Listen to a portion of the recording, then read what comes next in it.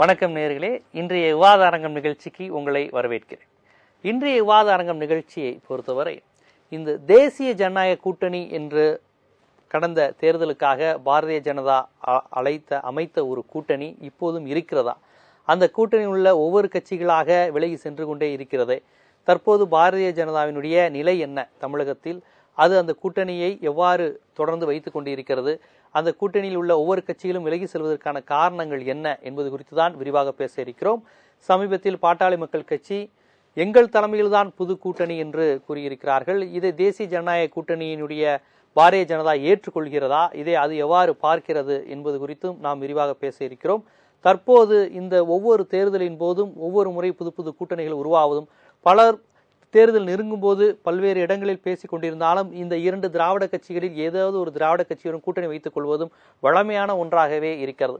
இந்த சூழ்நிலையில் பாமக எங்கள் தலைமையில் கூட்டணி என்பதும், தேசிய ஜனநாயக கூட்டணியின் மரபில் இருந்து பாமக விலகிவிட்டது என்று ராஜா போன்றவர்கள் குற்றம் சாட்டி இருப்பதும் தான் இன்றைய விவாத பொருளாக இருக்கிறது. இன்றைய விவாத அரங்கத்தில் இந்த தலைப்பில் கலந்து கொண்டு பல்வேறு கருத்துக்களை எடுத்துரைப்பதற்காக பாட்டாளி மக்கள் கட்சியினுடைய வழக்கறிஞர் கஜேந்திரன் அவர்கள் நமது அரங்கிற்கு வந்திருக்கிறார்கள். மூத்த பத்திரிகையாளர் நெய்வேலி பாலு அவர்கள் நமது விவாத அரங்கிற்கு வந்திருக்கிறார்கள். மூத்த பத்திரிகையாளர் மற்றும் அரசியல் திறனாய்வாளர் ஐயநாதன் அவர்களும் நமது விவாத அரங்கில் இந்த விவகாரம் குறித்து அவர் தரப்பு அனுபவங்களை வரலாற்று தரவுகளுடன் எடுத்துரைக்க இருக்கிறார். மற்றும் பாரதிய ஜனதா கட்சியினுடைய முக்கிய பிரமுகர் வழக்கறிஞர் சிதம்பரம் அவர்களும் அவர் தரப்பு கருத்துக்களை நமது விவாத அரங்கில் எடுத்துரைக்க இருக்கிறார். இவர்களுடன் இணைந்துதான் இன்றைய விவாத அரங்கம் விரிவாக செல்ல இருக்கிறது. ஐயனா சார், உங்கள்ட்ட விவாதத்தை ஆரம்பிக்கலான் இருக்கேன். ஏன்னா ஒரு பொதுவான விஷயமா அதை பொதுவா ஒரு தேர்தலுக்கும், தமிழகத்தில் ஒரு சட்டசபை தேர்தலுக்கும் இன்னொரு சட்டசபை தேர்தல் வர்ற வரைக்கும் நிறைய கட்சிகள் இனி எங்கள் ஆட்சி தான், எங்கள் தலைமையில் தான் புது கூட்டணி அப்படிங்கிறது பொதுவா இருக்கு. இனி இந்த இரண்டு திராவிட கட்சிகளுடன் கூட்டணி கிடையாது, இரண்டு திராவிட கட்சிகளுக்கு மாற்று நாங்க தான் பலமுறை இடதுசாரிகள் கூட சொல்லியிருக்கிறாங்க, தேமுதிக பலமுறை அப்படி சொல்லியிருக்கிறாங்க, பாமக தொடர்ந்து சொல்லிக்கிட்டு இருக்கிறாங்க. இப்படி பல்வேறு விஷயங்கள் நடக்குது. இந்த மனநிலை, இந்த அரசியல் ட்ரெண்டை எப்படி பாக்குறீங்க? இரண்டு திராவிட கட்சிகளுக்கு மாற்று நாங்க தான் கிட்டத்தட்ட இந்த ரெண்டு திராவிட கட்சிகளை தவிர்த்து எல்லா கட்சியிலுமே சொல்லியிருக்காங்க. இதை நீங்க எப்படி பாக்குறீங்க? ஆமா, இது என்ன அப்படின்னீங்கன்னா தங்களுடைய தொண்டர்களை உற்சாகப்படுத்தன்னு எடுத்துக்கலாம். எல்லா கட்சிகளும் பாத்தீங்க அப்படின்னா, அதுலயும் குறிப்பா பாமகவுடைய நிறுவனர் திரு ராமதாஸ் ஐயா அவர்கள் தொடர்ந்து இதை சொல்லிட்டு இருக்கிறார். எங்கள் தலைமையில் தான் அடுத்து ஒரு கூட்டணி, எங்கள் தலைமையில் தான் அடுத்து ஒரு கூட்டணி. ஆனா அதற்கு அதற்கான அடிப்படை என்ன? மக்கள் செல்வாக்கை இவர்கள் பெருக்கி இருக்க வேண்டும். வாக்குச்சக்தி பெருகாமல் இவர்கள் எப்படி சொல்ல முடியும்? தனித்து போட்டியிட்ட அனுபவம் அவர்களுக்கு 96 முடித்து விட்டது. அதற்கு பிறகும் அவர்கள் இவ்வாறு சொல்லிக்கொண்டே இருப்பது என்னவென்றால், தொண்டர்களை உற்சாகப்படுத்த என்பதை தாண்டி வேறு எதுவும் இல்லை. இரண்டாவது விடயம், ஒரு கொள்கை அடிப்படையிலான ஒரு கூட்டணி என்பதுதான் மிக மிக சிறந்தது. அல்லது இப்படி சொல்லலாம், மக்கள் நலன் சார்ந்த அல்லது மக்களினுடைய பிரச்சனை சார்ந்த ஒரு கூட்டணி. இப்பொழுது தமிழர்களுடைய நலன், தமிழ் இனத்தினுடைய நலன், தமிழ் நாட்டினுடைய உரிமை, இப்படிப்பட்ட விடயங்களில் எல்லாம் திரு ராமதாஸ் அவர்கள் பாட்டாளி மக்கள் கட்சி முதன்மையாக கருத்து கூறி அறிக்கையை வெளியிட்டுக் கொண்டிருக்கிறது. ஆனால் தேர்தல் வரும்பொழுது அந்த அடிப்படையில் கூட்டணி அமைக்கவில்லையே. உதாரணத்துக்கு கடந்த தேர்தலில் பாரதிய ஜனதா கட்சியோடு கூட்டணி அமைத்தார்கள். எந்த அடிப்படையில் என்ற கூட்டணி இல்ல, எத்தனை கொள்கை என்பது இரண்டாவது பட்சம். கொள்கை எல்லாம் தேர்தல் வரும்போது பறந்து விடுகிறதை நாம் தொன்று பார்த்துட்டு வரோம். அது ஒன்றும் ஒரு புதுசு இல்ல.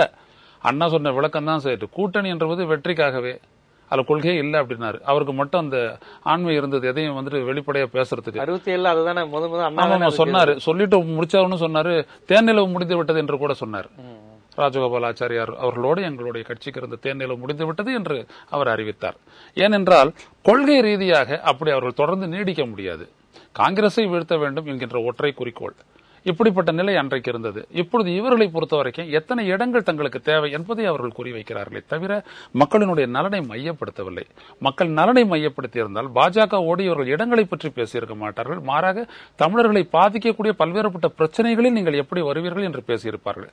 அப்படிப்பட்ட சூழ்நிலையில் 2 இடங்கள் பெற்றாலும் 3 இடங்கள் பெற்றாலும் இந்த கூட்டணி உறுதியாக நிற்கும். அப்படிப்பட்ட ஒரு நிலை ஏற்படாததற்கு காரணம், இவர்கள் கூட்டணி என்பதனை வெற்றிக்கான ஒரு அடிப்படையாகவும் இடங்களை பெறுவதற்கான ஒரு அடிப்படையாகவும் வைப்பதனால் இந்த கூட்டணி என்பதும் நிலைப்பதில்லை. அதே நேரத்தில் செல்வாக்கை பெருக்குவதில் இவர்கள் கவனம் செலுத்தவில்லை என்பது குறிப்பிடத்தக்கது. நிச்சயம். அதாவது தங்கள் கட்சிக்கு பரந்துபட்ட மக்கள் திரள கொண்டு வருவதற்கான ஆர்வத்தையோ அந்த விஷயங்களையோ அவங்க செலுத்தலங்கிறீங்க. ஆமா, ஒரு மக்கள் போராட்டங்களை நீங்க நடத்தும் போது அதனுடைய விளைவை மக்கள் செல்வாக்கு அதிகரிக்குது அப்படின்றத வந்து நீங்க தனிச்சு நின்னா தான் நீங்க பார்க்க முடியும், அல்லது கொள்கை அளவில் ஒரு கூட்டணி அமைச்சு நின்னா தான் பார்க்க முடியும். அப்படி இல்லாத போது என்ன ஆயிடுது, அந்த சூழல் நிர்ணயிக்கின்றது. சூழல் நிர்ணயிக்கும் பொழுது அந்த சூழலில் நீங்க வந்துட்டு ஒரு காலகட்டத்தில் அண்ணா திராவிட முன்னேற்ற கழகத்தோடு நிற்கும் போது 23 சீட்டும் இன்னும் பாமக ஜெயிச்சிச்சு. அதே திராவிட முன்னேற்ற கழகத்தில் நிற்கும் போது அந்த கட்சி தோக்கும் பொழுது 3 இடங்களில் ஜெயித்தது. அப்ப சூழல் தானே இவர்களை நிர்ணயித்தது. இவர்கள் அந்த சூழல் அதிமுக அப்போ நீங்க அந்த சூழல் உங்களை நிர்ணயிக்கும் பொழுது உங்களுக்கு தலைமையில வந்துட்டு ஒரு கூட்டணி வரணும்னு சொல்ற இடத்துல யாரும் கவனம் செலுத்தி பேசுறதுக்கு என்ன இருக்கு? இல்ல, நிச்சயமா இல்ல. சிதம்பரம் சார், உங்கள்கிட்ட கேட்போம். இப்ப முக்கிய மெயின் வந்து இப்ப தேசிய ஜனநாயக கூட்டணி இப்ப தமிழகத்தில் இருக்கிறதா இல்லையா? அதாவது மதிமுக போயிட்டாங்க, அவங்க அறிவிச்சுட்டே போயிட்டாங்க. பாமக தேமுதிக இருக்கா இல்லையாங்கிறத பாமகவும் தெளிவா சொல்ல மாட்டேங்குது, நீங்களும் தெளிவா சொல்ல மாட்டேங்கிறீங்க. தேமுதிக இருக்குங்கிறாங்க. ஸ்ரீரங்க இடைத்தேர்தலில் கூட தேமுதிக கூட்டணி சேர்ந்து தான் நீங்க நின்னீங்க. ஆனா அவங்க பிரச்சாரத்துக்கு வரலைங்கிறத பாஜக நண்பர்களே வந்து வருத்தோட தெரிவிச்சாங்க. அப்ப இது எந்த அளவில் இருக்கிறது? தேமுதிக பாமக அவங்க கூட்டணியில இருக்கா, இல்ல அது இப்போதைக்கு தெரிவிக்க வேணாம் அப்படிங்கிற மாதிரி உள்ள வேறு சில அஜெண்டாவோட பாமக தேமுதிக இல்ல நீங்க உட்பட செயல்படுறீங்களா? அப்படி விலகி போனா என்ன காரணம்? இப்ப பாமக கூட வெளிப்படையா எங்க தலைமையில தான் கூட்டணிங்கிறாங்க. அப்பனா அவங்க தேசிய ஜனநாயக கூட்டணியில இருக்கிறோம் இல்லைங்கிறது அவங்க ஒன்னும் பெரிய இருக்கிறோம் அப்படிங்கறத வந்து உறுதி செய்யலன்னு தான் அர்த்தம். அந்த வார்த்தை வந்து அப்படிதான் சொல்லுது. அப்ப ஏன் எல்லா கட்சியிலும் உங்களை விட்டு போறாங்க? அதை நீங்க எப்படி பாக்குறீங்க? எங்களை பொறுத்தவரையில் நாங்கள் எவரையும் வெறுத்து ஒதுக்க விரும்பவில்லை. அவர்கள் விலகி போகின்ற போது நாங்கள் ஒன்றும் செய்ய முடியாது. இரண்டாவது, இன்னும் தேர்தலுக்கு காலம் இருக்கிறது என்றுதான் அவர்கள் நினைக்கிறார்கள். எங்களை பொறுத்தவரையில் எங்களுடைய கட்சியானது இப்போதே களத்திலே மிக தீவிரமாக உறுப்பினர் சேர்ப்பு பணியை நாங்கள் தீவிரமாக செய்து கொண்டிருக்கிறோம். கூட்டணி நம்பி இல்ல, நீங்க தனியா கட்சியை. ஆமா, கூட்டணி வந்தாலும் வராவிட்டாலும் எங்கள் கடமையை நாங்கள் செஞ்சாகணும். எனவே கட்சியை பலப்படுத்துவதில் தான் நாங்கள் முழு கவனத்தை செலுத்திக் கொண்டிருக்கிறோம். எலெக்ஷன் நேரத்தில் நாங்கள் அதை பற்றி யோசிச்சாகணும்.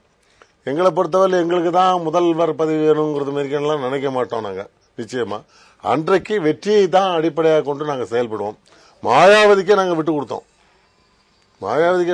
அன்னைக்கு அவங்களோட பலம் எப்படி இருக்குது, தேமுதிக பலம் எப்படி இருக்குது, யாருக்கு பலம் இருக்குதோ அவங்களுக்கு நிச்சயமாக. அன்புமணி ராமதாஸ் முதல்வர் கேண்டிடேட்டா நீ விட்டு கொடுப்பீங்க? இல்ல, அதாவது அவர்களுக்கு பலம் விட்டு கொடுப்போம்னா அப்ப அந்த அளவுக்கு அவர்களுக்கு பலம் இருக்கணும். உறுப்பினர் சேர்த்த பிறகு அவருடைய பலம் எங்களுடைய பலம் தெரிஞ்சு போடணும். நிச்சயமா ஒரு இப்ப எல்லாம் ஒவ்வொரு கட்சியுமே கருத்து கணிப்பு எடுக்கிறாங்க. பாஜகவா பாமக தானே கொஞ்சம் ஒரு விட்டு கொடுத்து நீங்க சொல்றது உண்மைதான் இருக்கலாம். நான் எங்களை பொறுத்தவரையிலுங்க உறுப்பினர் சேர்ப்பு பணி தீவிரமாக நடைபெற்றுக் கொண்டிருக்கிறது. 2016 எலெக்ஷனுக்கு முன்பாக இது தீர்மானிப்போம். இப்ப ஒன்னும் அவசரமே கிடையாது. நீங்க சொல்றது எப்படி இருக்குன்னா, இப்போ பாமக எங்களோட கொஞ்சம் விழுக்காடு கூட தான் நாங்க ஒத்துக்கிறோம், உறுப்பினர் சேர்த்ததுக்கு அப்புறம் பாமக நாங்க நீங்க கூட வந்துருவோம் அப்படிங்கிற மாதிரி இருக்கு. உறுப்பினர் அதிகம் இல்லாமல் நிச்சயமாக வெற்றி பெற முடியாது. எனவே அந்த பணியில நாங்க கவனம் செலுத்திக்கிட்டு இருக்கோம். நாங்க விட்டுக் கொடுக்க வேண்டிய சமயத்தில் விட்டுக் கொடுக்கவும் எங்களுடைய தலைவர்கள் சரியா. தமிழ்நாட்டை பொறுத்தவரை நிச்சயமாக கூட்டணி வெற்றி என்பதுதான் முக்கியமே தவிர மற்றெல்லாம் அப்புறம் தான். இப்போதைக்கு முதல்வர் வேட்பாளருக்கு நாங்களும் தயாராக ஆக வேண்டிய எங்களுடைய கடமை. எங்க கட்சியும் வெற்றி பெறணும்னு நினைக்க மாட்டோமா? வந்தாலும் வராவிட்டாலும் நாங்க நின்றாக வேண்டும். எனவே அதுக்கு தகுந்தாப்புல உறுப்பினர் சேர்ப்பு பண்ணியை தீவிரமாக செய்து கொண்டிருக்கிறோம். ஆனால் உங்க கூட்டணியில் இருக்க பாமக ரொம்ப தெளிவா சொல்லிட்டாங்க. அதாவது வேட்பாளர் யாரு அப்படின்னு வேட்பாளர் பெயரை தெளிவா சொல்லிட்டாங்க. இப்ப அவங்க உங்களுக்கு கூட்டணியில கூப்பிடுறாங்க. கூட்டணிக்கு இப்ப இதுதான் தலைமை, வர கூட்டணிக்கு தயாருங்கிறாங்க. அது கட்சி முடிவெடுக்கும். அப்ப ஆனா இப்ப நீங்க நல்லா கவனிச்சு பாத்தீங்கன்னா, நாடாளுமன்ற தேர்தலில் கிட்டத்தட்ட திமுக அதிமுக மாற்று 3வது இடம் இப்படி எல்லாம் சேர்த்து உருவான இந்த கூட்டணி இப்ப வந்து கிட்டத்தட்ட ஒண்ணுமே இல்லாம இருக்குங்கிறதான உண்மை. தேசிய அப்படி கிடையாது. இந்த எலெக்ஷனை வச்சு சொல்லிட முடியாது. இந்த எலெக்ஷன் எல்லாம் எப்படி நடந்துச்சுன்னு தெரியும். அதனால இந்த எலெக்ஷன் வச்சு சொல்ல வேண்டிய ஸ்ரீரங்க இடைத்தேர்தல் இல்ல. இப்ப பொதுவா வந்து இருந்த மிகப்பெரிய ஒரு பிரச்சார பலமா இருந்த கட்சி மதிமுக போச்சு. தேமுதிகவும் இன்னும் நாடாளுமன்ற தேர்தல் சமயத்தில் இருந்த அளவுக்கு இப்ப ஆதரவா நாம நரேந்திர மோடியவோ பாரதிய ஜனதாவுக்குள்ள இருக்கோம்னா அவர் சொல்றது கிடையாது. பாமக இப்ப வெளிப்படையா அன்புமணி ஆதரிக்கிறவங்களுக்கு தான் கூட்டணிங்கிற மாதிரி அவங்க தனி லைன் எடுத்துட்டாங்க. இப்ப யார் இப்ப உங்களுடன் இருக்கிறார் இப்ப கூட்டணி மாதிரி? தேர்தல் காலம் வருகின்ற போதுதான் கூட்டணிகள் ஒன்று சேருகின்ற வாய்ப்பு ஏற்படும். இப்ப அவங்க தனித்தனியாக பிரிந்தாலும் கூட தங்களுடைய கருத்துக்களை சொல்லி மக்களை தன்கால் பாரில் ஈர்ப்பதற்கான பணிகளை தான் செய்து கொண்டிருக்கிறார்கள். அந்த அடிப்படையில் நாங்களும் எங்களுடைய கருத்தை சொல்றோம். இப்ப கூட்டணி கிடையாது, இப்ப தனித்தனி கட்சியா தான். இல்ல நாங்க யாரும் இல்லன்னு சொல்லல, அவங்களாம் சொல்லிட்டு போயிட்டாங்கன்னா போகட்டும். அதை பத்தி வருத்தப்படுறதுக்குள்ள எலெக்ஷன் வரும்போது பாத்துக்கலாம். நிச்சயமா. இப்ப நீங்க இந்த விஷயத்தை வந்து எப்படி பாக்குறீங்க? அதாவது இப்ப பாரதிய ஜனதாவுக்கு வந்து 2014 வந்து கண்டிப்பா ஒரு பெரிய மாற்று அப்படிங்கிற மாதிரி அமைஞ்சு இந்த திமுக அதிமுக மாற்றுன்னு சொல்லக்கூடிய எல்லா கட்சியும் அதை அணியில சென்றாங்க. தேமுதிக, மதிமுக, பாமக, தேமுதிக ஒண்ணு சேர்க்கறதெல்லாம் மிகப்பெரிய கஷ்டமா இருந்தது, 2 பேருக்கும் என்னைக்குமே ஒத்து வராதுன்னு அதெல்லாம் கூட சரி ஒரு மாற்று வரணுங்கிற மாதிரிலாம் சேர்ந்து ஒரு 8-9 மாதத்துல இப்ப எதுவுமே இல்ல, யாரும் வந்து யாருடைய அணியிலும் இல்ல அப்படின்னு சொல்ற அளவுக்கான ஒரு நிலை வந்ததை வந்து நீங்க எப்படி பாக்குறீங்க? அது நான் இந்த கூட்டணி தர்மம் எல்லாம் பத்தி நான் பார்க்கல. தமிழகத்தினுடைய யதார்த்தமான அரசியல் நிலை என்ன? ஒரு பக்கம் திமுக, இன்னொரு பக்கம் அதிமுக. இன்றைக்கு அதிமுக ஆட்சியில் இருக்கு. அதனுடைய தன்மை என்ன இருக்கு என்று சொன்னால், எப்படி ஆயிலும் எந்த வகையாக இருந்தாலும் சரி, ஒரு சின்ன பை எலெக்ஷனா இருந்தாலும் கூட அதுல வந்து நாங்க தான் ஜெயிக்கணும், இதுதான் அவருடைய ஒரே குறிக்கோள். அதுக்காகத்தான் எல்லாம் செய்யறாங்க. மறுபுறம் என்ன அப்படின்னு சொன்னீங்கன்னா, தமிழகத்தை பொறுத்த அளவில் சாதாரண மக்கள் எப்படி பார்க்குறாங்க இதை? இப்போ தமிழகத்தில் இருக்கக்கூடிய பல்வேறு பிரச்சனைகள் 10 ஆண்டுகளாக இன்னும் அதற்கு மேலாக தீர்க்கப்படவில்லை. காவிரி பிரச்சனையாகட்டும் அல்லது முல்லை பெரியார் பிரச்சனையாகட்டும், இப்போ அண்மையில் எடுத்துக்கொண்டால் நம்முடைய மின் தட்டுப்பாடாக இருக்கட்டும், எந்த பிரச்சனையுமே தீர்க்கப்படவில்லை. இன்னும் அதற்கு பிறகு பார்த்தீங்கன்னா, முன்னாள் முதலமைச்சர் ஜெயலலிதா அவர்கள் வந்து தண்டனை வழங்கப்பட்டு அவருக்கு அபராதம் 100 கோடி ரூபாய் போட்டப்பட்ட பிறகு கூட இன்றைக்கு தமிழ்நாட்டில் ஒரு வினோதமான ஒரு பிரச்சாரம் இங்கே நடக்குது. அவரை வந்து ஒரு பதவியிலிருந்து, முதல்வர் பதவியிலிருந்து மட்டுமல்ல, அவருடைய சட்டமன்ற உறுப்பினர் பதவியும் இன்றைக்கு பறி போன பிறகு இவர்கள் சொல்லுகிறார்கள் அவர்தான் மக்கள் முதல்வர் என்று சொல்லுகிறார்கள். இது இது இது எந்த அரசியல் அகராதியில் இருக்குன்னு நமக்கால புரிஞ்சுக்கவே முடியல. நான் அதெல்லாம் தெளிவுபடுத்தணும்னு நான் நினைக்கிறேன். அப்படி சொல்ல முடியுமா? அது சொல்லலாமா? அப்படி சொல்வது வந்து எந்த முறையில் நியாயம்? அதில் வந்து ஒரு ஒரு மாரல் பேக்ரவுண்டும் அதுக்கு இல்லை, ஒரு அரசியல் தெளிவும் இல்லாத ஒரு ஒரு பாலிமிக்ஸும் இல்லை அதில். அது என்ன பொருள்னு எனக்கு புரியல. அதே மாதிரி பார்த்தீங்கன்னா, ஒரு முதல்வர் வந்து அவருடைய முதல்வர் இருக்கக்கூடிய அந்த இருக்கையில கூட உட்கார மாட்டேங்கன்னு சொல்றாரு. இதெல்லாம் என்ன தமிழ்நாட்டில் என்ன அரசியல் நடக்குதா? என்ன நடக்குது? அப்ப என்ன என்று சொன்னால், இதை எல்லா கட்சிகளும் பார்த்து கொண்டிருக்கிறார்கள். அந்த கூட்டணியில் இருக்கிறவங்க, வெளியில் இருக்கிறவங்க எல்லாருமே பார்த்து கொண்டிருக்காங்க. அப்ப என்ன என்று பார்த்தால், இன்றைக்கு தமிழகத்தினுடைய அடிப்படையான பிரச்சனைகள் அதை வச்சிருங்க ஒரு பக்கம். தமிழகத்திலே என்ன மாதிரியான அரசியல் நடக்கிறது, என்ன ஒரு அரசியல் இங்க நடந்து கொண்டிருக்கின்றது, இதை பொறுத்த அளவில் யாராவது கவலைப்படுறாங்களா? நீங்க திமுக அதிமுக தெரியுது நமக்கு வந்து, அது என்னன்னா எரிஞ்ச கட்சி எரியாத கட்சி, அதுதான் நடந்துகிட்டு இருக்கும். நீங்க இப்போ ஒரு ஒண்ணுமே வேண்டாம் பாருங்களேன். இப்போ எப்பவாவது ஒரு எதிர்கட்சி தலைவரும் ஆளுங்கட்சி தலைவரும் தமிழ்நாடு சந்திச்சிருக்காங்களா? நான் அது ஏற்கனவே கூட பல தொலைக்காட்சியில் சொல்லியிருக்கேன். என்னன்னு சொன்னா, திமுகவுடைய மிக மூத்த தலைவர் பொதுச் செயலாளர் அன்பழகன், அவருடைய மனைவி இறந்தப்ப ஜெயலலிதா வந்து ஒரு இரங்கல் செய்தி சொல்லலையே. இது என்ன அரசியல் நாகரிகம்? அந்த இந்த சூழல்லாம் வந்து திமுக அதிமுக மாற்றா பல கட்சியில முன்னிறுத்தும் நினைக்கிறீங்களா? இல்ல, அதெல்லாம் நான் சொல்லல. இதை இந்த திமுக இருந்து பேசிக்கிட்டே இருந்தோம்னு சொன்னால், அது இன்றைக்கு வேணால் இன்றைக்கு வந்திருக்கக்கூடிய தலைப்புச் செய்தி விவாதிப்பதாக இருக்கலாமே ஒழிய தமிழக அரசியல்ல ஒரு மாற்றத்தை கொண்டு வருவதாக இருக்க முடியாது. இப்ப நான் என்ன கேட்கிறேன்னு சொன்னால், இப்ப பாமக வந்து ஒரு வலுவான கட்சி. நான் பாஜக வந்து இந்த இதுல நான் வந்து எடுத்துக்கொள்ள விரும்பவில்லை. ஏன்னா அவங்க தெளிவா இருக்காங்க. அவங்க வந்து தமிழ்நாட்டில் கால் ஊறணும் என்பதில் சரியா இருக்காங்க. அதுலதான் அவங்களுக்கு தெளிவு இருக்கு. அதுல அவங்க உறுதியா இருக்காங்க. அது என்னெல்லாம் முடியுமோ அதெல்லாம் செஞ்சுட்டு இருக்காங்க. இப்ப நான் என்ன கேட்கிறேன்னு சொன்னால், இப்ப பாமக ஒரு பெரிய கட்சி, மதிமுக ஒரு பெரிய கட்சி. நான் என்ன சொல்றேன்னா, பாமக, மதிமுக, அதே மாதிரி தேமுதிக போன்ற இந்த கட்சிகள், இவர்கள் தமிழர்களுடைய நலன், தமிழ்நாட்டுடைய நலன் கருதி இன்றைய அரசியல்ல ஒரு மாற்றத்தை கொண்டு வருவதற்கான என்ன முயற்சி எடுத்தார்கள்? இது கேள்வி. நீங்க பாத்தீங்கன்னா திமுக அதிமுக அது 2 கூட்டணி தனியா போச்சு. இப்ப அத வெளியில இருக்கக்கூடிய தமிழகத்தில் இருக்கக்கூடிய மிகப்பெரிய சக்திகள் என்று எடுத்துக்கொண்டால் இந்த 3 கட்சி தானே. 3 பேர் கூட்டணி சேரணுங்கிறீங்களா? இந்த 3 கூட்டணி குறைந்தபட்சம் யோசிக்கணும் இல்ல. நீங்க திமுக அதிமுக இருக்கட்டும். நான் என்ன சொல்றேன்னு சொன்னா, இவங்க இந்த ஏதாவது ஒரு கூட்டணியில இருந்து என்ன செய்ய போறாங்க? ஈழப்பிரச்சனை தீர்க்க போறாங்களா? சரி, நீங்க இல்ல இப்ப நீங்க சொல்றதுல இருந்து திமுக அதிமுக அடுத்து ஒரு மாற்று சக்தி, மக்களை சிந்திக்கக்கூடிய சக்தி வரணுங்கிறது உங்க ஆதங்கத்தை வெளிப்படுத்துறீங்க. இப்ப பாமக என்ன சொல்றாங்க, நாங்க அந்த மாற்று சக்தியா வர தயாரா இருக்கோம், எங்க அணியில வரவங்க வாங்கங்கிறாங்க. அது இந்த வெறும் அந்த அறிவிப்புகள் வந்து அரசியல் ஆகுமா? இல்ல, உங்களுக்கு அந்த கூட்டுல நம்பிக்கை இல்ல? எதுல? பாமக தனியா ஒரு அணி அமைக்கங்களும் நம்பிக்கை இல்லையா? நிச்சயமா இல்ல. ஏன்னு சொன்னால், ஒரு தனியா பாமக ஒண்ணு சொல்லலாம், நாளைக்கு வந்து தேமுதிக ஏற்கனவே சொல்லிட்டு இருந்தாரு, இப்ப மறுபடியும் சொல்லுவார் நான் நினைக்கிறேன். இப்ப மதிமுக சொல்லல, அவரு கூட சொல்லலாம். இப்படி சொல்வதனால என்ன நடக்கும்? இது சொல்லதுனால என்ன இந்த அரசியல் தமிழக அரசியல் நீங்க என்ன சொல்றீங்க? இவங்க எல்லாம் ஒண்ணு திமுக என்ன சொல்றேன்னா திமுக அதிமுகவை தவிர்த்து வேறொரு இங்க ஒரு அரசியல் சக்தி உருவாகாமல் எப்படி தமிழகத்தில் இருக்கக்கூடிய ஒரு மாற்றம் உருவாக முடியும்? நீங்க தமிழகத்துல என்ன நிலை நீங்க சொல்லுங்க. தமிழகத்தை பொறுத்த அளவுல நீங்க ஏதாவது ஒரு வெளி மாநிலத்துல போய் நான் தமிழகத்திலே வந்திருக்கேன்னு சொன்னா உங்களுக்கு என்ன மரியாதை? இல்ல நிச்சயம் அது ஒரு பிரச்சனை. நான் உங்கள்ட்ட கேட்பது இப்ப எல்லாருமே இப்ப நீங்க சொல்ற திமுக அதிமுகவுக்கு மாற்று அப்படிங்கிற விஷயத்த அவங்க வரவேற்கிறாங்க. ஏன்னா திமுக அதிமுக அவங்களுடைய திராவிட இயக்க கொள்கைகளை நீர்த்து போயிட்டாங்க, தனி மனித துதி அதிகமாயிருச்சு, பல்வேறு விஷயங்களை தமிழக நலனா காக்க தவறிட்டாங்க, வாழ்வாதாரம் நீராதாரம் 2 பேருமே சொன்னாங்க, ஐயனார் சார் நெய்வேலி பாலு சார்லாம். ஆனா அவங்க இப்ப பாமக அமைக்க போகுது அப்படிங்கிறப்ப எங்களுக்கு அதுல நம்பிக்கை இல்ல, அந்த அணி வர்றதுக்கான வாய்ப்பு இல்ல, அவங்க இப்படி சொல்றதுல எங்களுக்கு நம்பிக்கை இல்லை அப்படிங்கிறாரு. இப்பதான் சொன்னார். அதை நீங்க எப்படி பாக்குறீங்க? அதாவது எங்களை பார்த்து அந்த நம்பிக்கை இல்லைன்னு சொல்றது எனக்கு கொஞ்சம் வேடிக்கையா இருக்குது. ஏனென்று சொன்னால் நம்ம ஐயநாத அண்ணன் கூட சொன்னாரு, இந்த பாமகவில் என்ன மக்கள்கிட்ட என்ன கொண்டு போனாங்க, என்ன கொள்கைகள் அவர்கிட்ட இருக்கு அப்படின்னு அண்ணன் கேட்கிறாரு. கொள்கைகள் அவர் விமர்சிக்கவே இல்லை. இல்ல சொன்னாரு என்ன கொள்கை இருக்கு மக்கள்கிட்ட, என்ன மக்களுக்காக என்ன போறாங்க, மக்கள் எண்ணிக்கையை சேர்க்கறதுக்கும் என்ன பண்ணீங்கன்னு அதுதான் அதுதான் சொல்றேன் நான். இப்போ அதுதான் எங்களுடைய கொள்கையே மக்கள்கிட்ட சேர்க்கறது. என்னன்னு சொன்னா பூரண மதுவிலக்கு.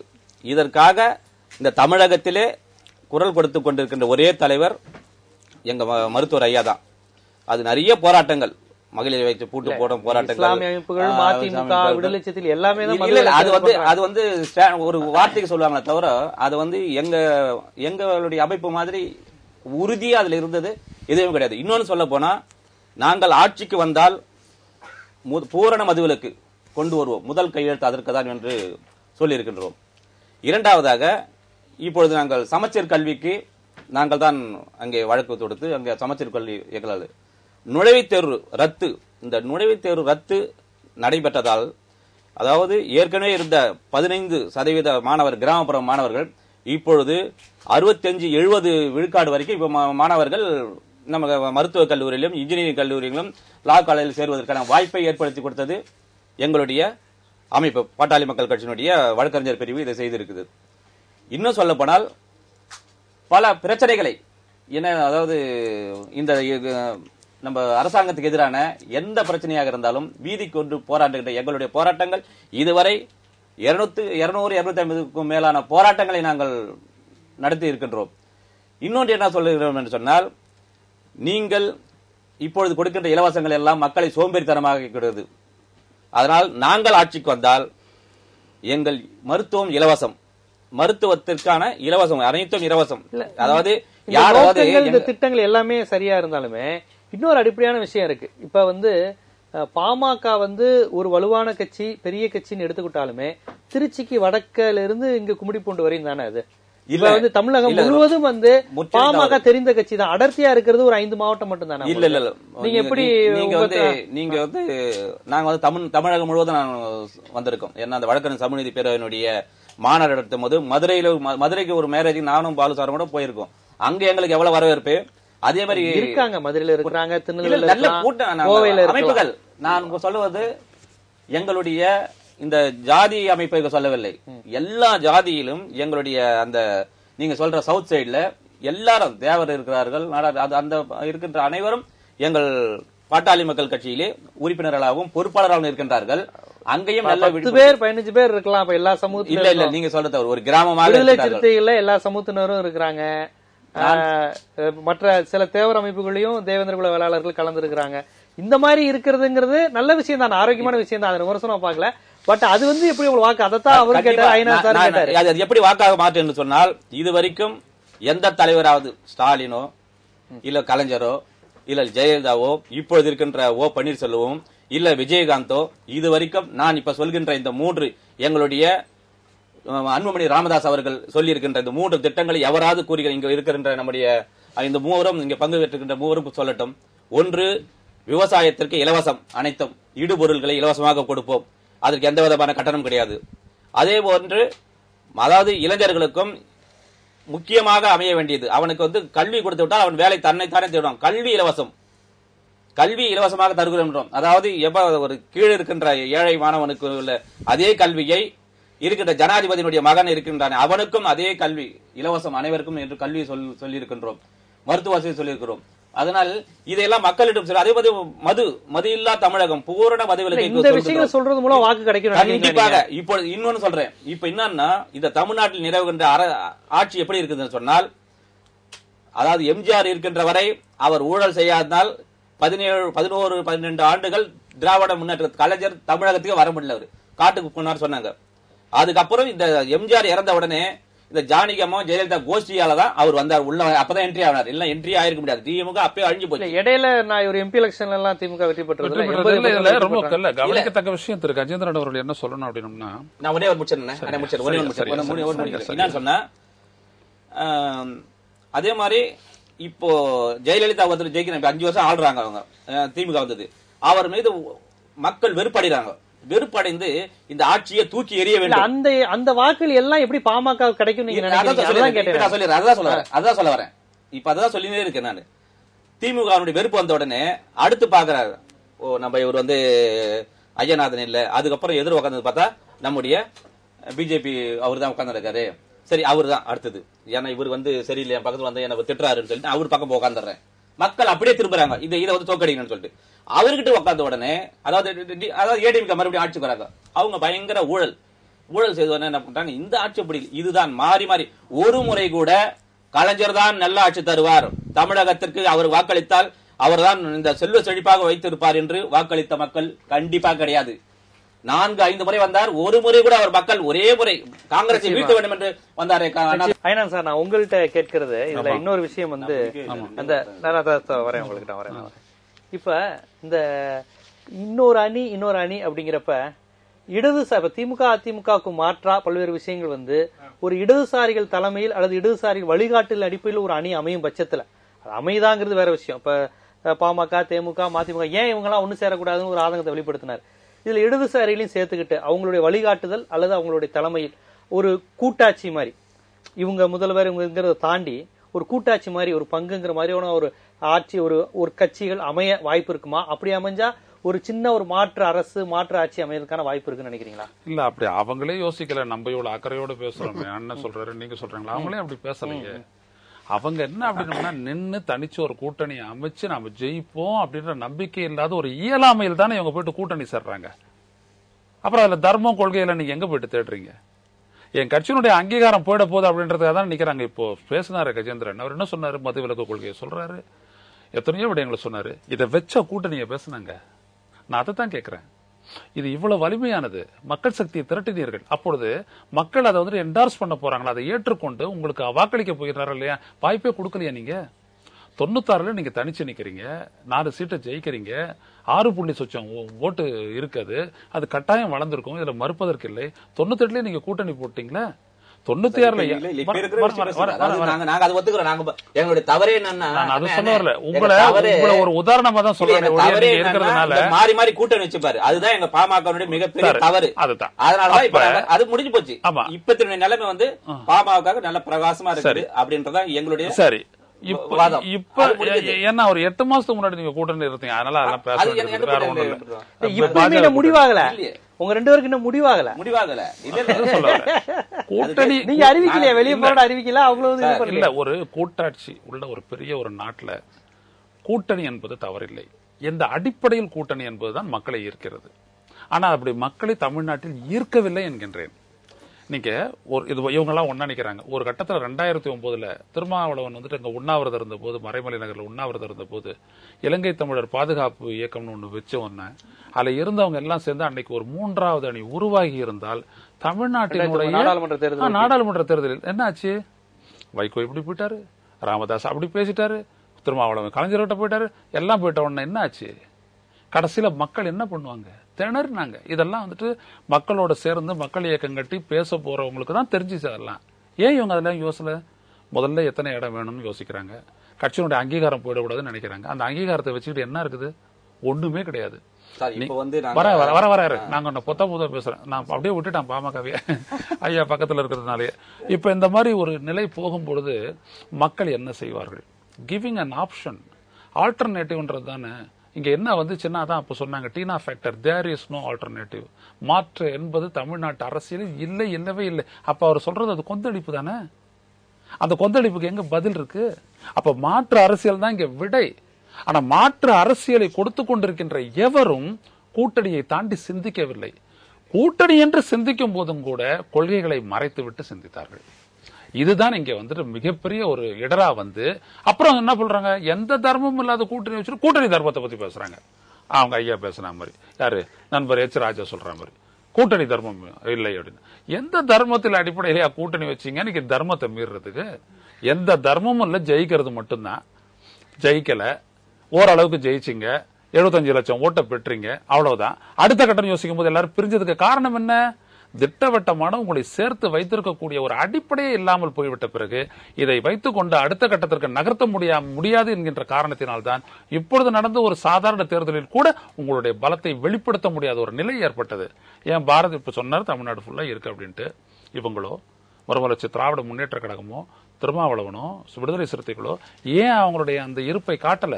ஸ்ரீரங்கத்துல கிடைக்காதா? இல்ல. காரணம் என்னன்னா, இவங்க சொந்தமா தங்களுடைய செல்வாக்கை சோதித்து பார்ப்பதற்கே அஞ்சுகிறார்கள். இருங்க வர இல்லை என்றால் எது தடுத்தது பாமகவை, மதிமுகவை, விடுதலை சிறுத்தைகளை, மற்றவர்களை? ஒரு கம்யூனிஸ்ட் நின்னாங்க, மக்களை எதிர்த்து பேசுறாங்க. இன்னைக்கு 1750 ஓட்டு, அது வேற விஷயம். ஆனா நாளைக்கு அவங்க வந்துட்டு நாங்கள் இப்பொழுது பேசுவோம்னு சொன்னாங்கன்னா அது ஒரு அரசியல் ஆண்மை, அது இருக்கணும்ல. இப்ப பாஜக நின்னுச்சு இல்ல, அவங்க ஒன்றும் பயப்படலையே.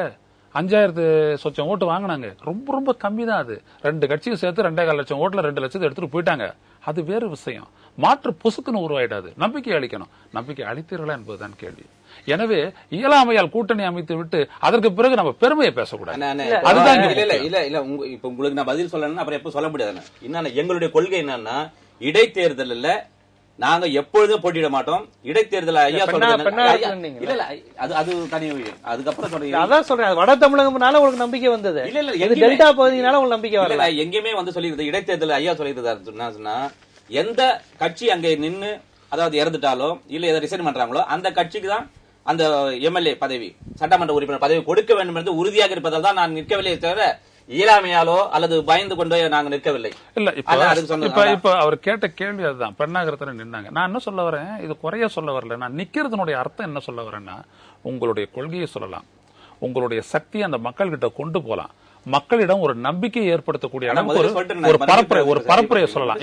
இல்ல பரப்புரையை செய்யலாம் நிச்சயமா. இதுல இன்னொரு விஷயம், இப்ப நீங்க கூட்டணி அப்படிங்கிறப்ப நீங்க சொன்னீங்க கன்னியாகுமரி வரை எங்களுக்கு வந்து ஆட்கள் இருக்கிறாங்க, அங்கு உள்ள பெரும்பான்மை அடர்த்தியான சமூகங்கள்ல இருந்தும் பாமகவை நம்புகிறார்கள், அவரோடு வைக்கிறோம். அந்த கணக்கு அரசியலை வெற்றி பெறும் நினைக்கிறீங்களா நீங்க? இப்ப இருக்கிற நிலைமை நான் ஷார்ட்டா சொல்லிடுறேன். ரொம்ப அதாவது இப்ப இருக்கிற நிலைமை என்னன்னா, திமுகவோ அதிமுக இரண்டுமே ஊழல் கட்சி. இதுக்கு மாற்று ஒரு கட்சி வேணும் என்று மக்கள் கண்டிப்பாக விரும்புகிறார்கள். அண்ணன் சொன்ன மாதிரி முன்ன ஒரு முறை திருமாவளவன் அமைச்சர் தான் வந்து இருக்குன்னு சொன்னா, அதே மாதிரி ரஜினி ஒரு முறை வந்தார், அந்த நம்ம ஒரு மூப்பனார் இருக்கும் போது அந்த மாதிரி ஒரு வாய்ப்பு இருந்தது. அதே போன்று வெற்றிடம், கண்டிப்பாக ஒரு வெற்றிடம் இப்ப இருக்குது.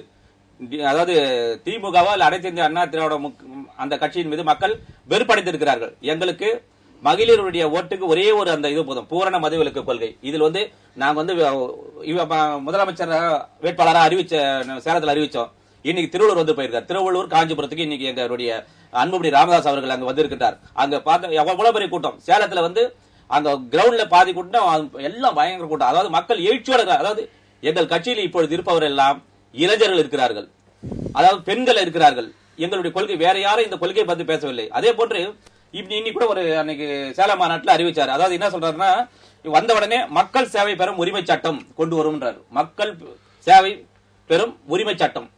இனி 7 நாள்ல நீங்க வந்து ஒருத்தர் மேல கம்ப்ளைண்ட், ஏதாவது அதிகாரி மேல கம்ப்ளைண்ட் தரீங்கன்னு சொன்னா, அந்த கம்ப்ளைண்ட்ல உங்களுக்கு எந்த விதமான பிரதிபலனோ அவர் செய்யவில்லை என்று சொன்னால் 7வது நாளிலே அவர் மீது நடவடிக்கை எடுக்கப்படும் என்ற ஒரு திட்டம் வைக்கிறார்.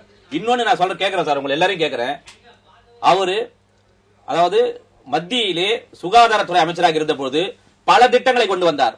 இங்க ஆடு கொடுக்கிற மாதிரி இலவசங்களை, இதெல்லாம் திட்டங்களே கிடையாது. இதெல்லாம் வந்து ஏமாற்று வேலை, மக்களை ஏமாற்றி வாக்குகளை பெறுகிறது. ஆனால் எங்களுடைய அன்புமணி ராமதாஸ் அவர்கள் மருத்துவர், அதாவது மத்திய அமைச்சராக இருந்த பொழுது 108 ஆம்புலன்ஸை கொண்டு வந்தார். அது எவ்வளவு பெரிய திட்டம். ஐநாவே பாராட்டியது அவரை. பசுமை தாயகத்தின் சார்பாக ஐநாவிலே ஈழத்துக்காக முடிந்து விட்டது பசுமை தாயகம் என்ற அமைப்பு தான். இவ்வளவு கொள்கை உள்ளது. அண்ணன் சர்வசார்வா சொல்லிட்டாங்க, மக்கள் எப்படி எடுத்து போறீங்கன்னு சொல்லிட்டு. கண்டிப்பாக இந்த முறை இந்த நம்பிக்கையில் தான் நாங்க இப்ப சொல்றோம். நம்மளுடைய அன்புமணி ராமதாஸ் அவர்கள் மீது, ஏன் என்று சொன்னால் அவர்கிட்ட திறமை இருக்கிறது, அவருடைய வயது இருக்கிறது, அனைத்தும் இருக்கிறது. அதாவது தமிழகத்தின் முதல்வருடைய வேட்பாளர் என்ற தகுதி உள்ள ஒரே தலைவர் யாரு? இப்ப பாரதிய பாமக போன்ற இங்க பாரம்பரிய இருக்கிற கட்சிகள் திராவிட இயக்கங்களே ஒரு சோர்வையும் பின்னடையும் சந்திச்சுக்கிட்டு இருக்கு, மக்கள்கிட்ட ரொம்ப அதிருப்தி இருக்கு அப்படின்னு சொல்லும் போது பாரதிய ஜனதா எந்த அடிப்படையில் இப்ப கூட்டணியும் போயிருக்க சூழ்நிலையில் இந்த தேர்தலை சந்திக்க போகுது? ஏன்னா டெல்லி தேர்தல், டெல்லி மாதிரி உங்களுக்கான இடங்கள்லயே நீங்க இப்ப 8 மாதத்துக்குள்ளேயே மிகப்பெரிய ஒரு பின்னடைவை சந்தித்து இருக்கிறீங்க. இந்த சூழ்நிலையில எந்த அடிப்படையில கூட்டணியும் உடைஞ்சு போயிட்டு இருக்க சூழ்நிலை எந்த அடிப்படையில் 2016 சந்திக்க போறீங்க? ஒரு விஷயம், ஐயநாதன் அவர்கள் அழகாக பேசக்கூடியவர். அவர் பேசுகின்ற வார்த்தையில எல்லாருமே மயங்கிடுவாங்க. அப்படி பேசக்கூடியவர் அவர் சொல்றாரு கூட்டணி கொள்கை இல்லாத கூட்டணி இல்ல. கொள்கையை பார்த்தீங்கன்னா கூட்டணி அமைக்க முடியாது. அதனாலதான் மினிமமா 2 எடுத்துக்கிட்டோம் நாங்க. என்னன்னா நேர்மையான வெளிப்படையான நிர்வாகம், வளர்ச்சிக்கான திட்டங்களும். இந்த 2 அடிப்படையில எல்லாரும் சேரலாம், நிச்சயமா சேர முடியும். ஆனா 2 விஷயத்த பாரதிய ஜனதா கூட்டணி இந்த அரசு செயல்படுத்தி இருக்கா? அது இப்ப நீங்க பாத்தீங்கன்னா அதாவது கூட்டணி கட்சி எல்லாமே தொடர்ந்து கண்டன அறிக்கையில் விடுற மாதிரி தானே இருந்தது. இந்தி, சமஸ்கிருதம், பாமக, மதிமுக அதெல்லாம் சாதாரணமான விஷயங்களை ரொம்ப பெருசு பண்றாங்க. உதாரணமா உங்க கூட்டணி கட்சி, அதாவது எந்த கட்சியோட கூட்டணி வச்சீங்களோ அவங்க மட்டும்தான் உங்களுக்கு கண்டன அறிக்கை விட்டுட்டே இருந்தாங்க. என்ன கேட்டு போச்சு, அவங்களுடைய குரலை உயர்த்தினால்தான் பொதுமக்கள் மத்தியில அவங்களுக்கு செல்வாக்கு ஏற்படும். அதுல தப்பே இல்லை. அவரு ஐயநாதன் சொன்னது மாதிரி இது தேர்தல் முடிஞ்சதுமே தேர்தல் முடிஞ்சதுமே கதை. அவங்க கொள்கையை சொல்லித்தான் வரணும். இன்னைக்கு இருக்கக்கூடிய எங்க கூட்டணியில பாமக கட்சி சந்தேகமே இல்லாமல் பல்வேறு நலத்திட்டங்களையும் பல்வேறு அடிப்படையான கொள்கையும் வைத்திருக்குது. அதுல மதுவிலக்கு கொள்கை பாராட்ட வேண்டியது. அவங்களை பின்பற்றி தான் மற்றவங்க எல்லாம் போராடணும். அதனால அது ஒண்ணு. அதே மாதிரி 108 அவர்லாம் இந்தியா முழுவதும் சிகரெட் தடை பண்ணாரு பாருங்க. இன்னைக்கு சென்னையில பாக்குற யாருமே சிகரெட் குடிக்காம போல தெரியுது. ரொம்ப ஆச்சரியமா. ரொம்ப நன்றி. நான் என்ன சொல்றேன்னா, யார் ஆளுவது என்பது எங்களுக்கு முக்கியம் இல்ல, எவர் எப்படி செய்வார்கள் என்பதை நாங்க பாக்குறோம். அந்த அடிப்படையில் தான் கெஜ்ரிவாலை கூட நாங்க பாராட்ட கடமைப்பட்டிருக்கிறோம். இன்னைக்கு ஆரோக்கியமான அரசியல் நீங்களா நாங்களா யாரு வெளிப்படையா நிர்வாகத்தையும் நேர்மையாக நடத்துவோங்கிறது வந்திருக்குது. தமிழ்நாட்டுல பாத்தீங்கன்னா ராவணனா துரியோதனா, ஒன்னு ராவணனை தேர்ந்தெடுக்கணும், இல்லாட்டி துரியோதனை தேர்ந்தெடுக்கணும். ராமன்றது நீங்க இல்லையா? நாங்க ராமன் பக்கம். அதுதான் ராமன்றது நீங்க. திமுகவை தமிழ்நாட்டை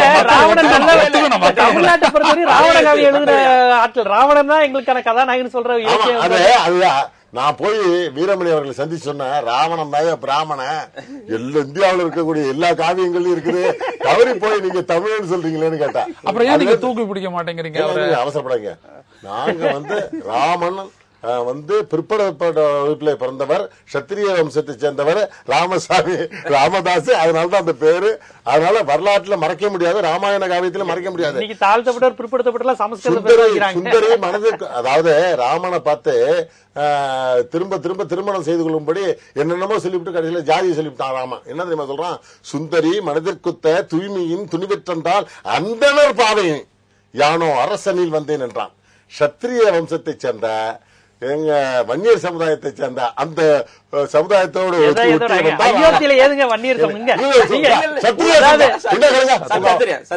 சத்திரிய சமுதாயம். அதனால இந்தியா முழுக்க சத்திரிய சமுதாயம் இருக்குது. அதனால அவரு ஈவேராவுக்கு அது தெரியாது, அவர் புரியாது, அது சொல்லிவிட்டாரு. அவர் சொன்னதே பெரிய வேதமா எடுத்துக்கிட்டாங்க. இப்பதான் சிதம்பரம் 10 லட்சம் பரிசு இல்லை என்று எவராவது மறுத்தால் 10 லட்சம் பரிசு என்ன சின்ன பிள்ளைல சொல்றேன். இப்ப சிதம்பரம் ஐயா சொன்னது கம்பராமாயணத்துல இருந்து சொல்லி இருக்கிறீங்க. கம்பராமாயணம் இந்தியாவில் இருக்கக்கூடிய 27 ராமாயணத்திலும் இதுதான் உண்மை. ராமன் பிற்படுத்தப்பட்ட வகுப்பை சேர்ந்தவன். அது மட்டும் இல்ல, சேர்மான் மண்டையோடு எலும்பையும் ஆலையாக இருந்து கொண்டு என்பதனாலே தாழ்த்தப்பட்டவன். அவன் திருமணம் செய்து கொண்டு மலைமகள் என்கின்ற பார்வதி அவனோட எஸ்சி பாதி குட்டா. அதோட உதாரணங்களை நம்ம திருத்தலாம். இந்த மாதிரி விஷயங்களை இப்ப நீங்க பேசுறீங்க, அது தமிழ்நாட்டுல பேசுறீங்க. நான் ஈவேராவை பார்த்து நேரடியா கேட்டவன். ஈவேராவை பார்த்து ராமலிங்க அடிகள் பள்ளி பிள்ளைகளுக்கு ஒரே ஒரு பாடத்தை வைக்கணும்னு விரும்பினார். அந்த பாடத்துக்கு பேர் என்ன தெரியுமாங்க? மனு முறை கண்ட வாசகம். பள்ளி பிள்ளைகளுக்கு கூட நீதி போதனையை தன்னுடைய பாராள வேண்டிய ஒரே மகனை தவறியத்தான் என்கின்ற காரணத்தினாலே ஆரூர் தமிழ் மன்னன் தன்னுடைய தேர்காலிலே வைத்து அவனை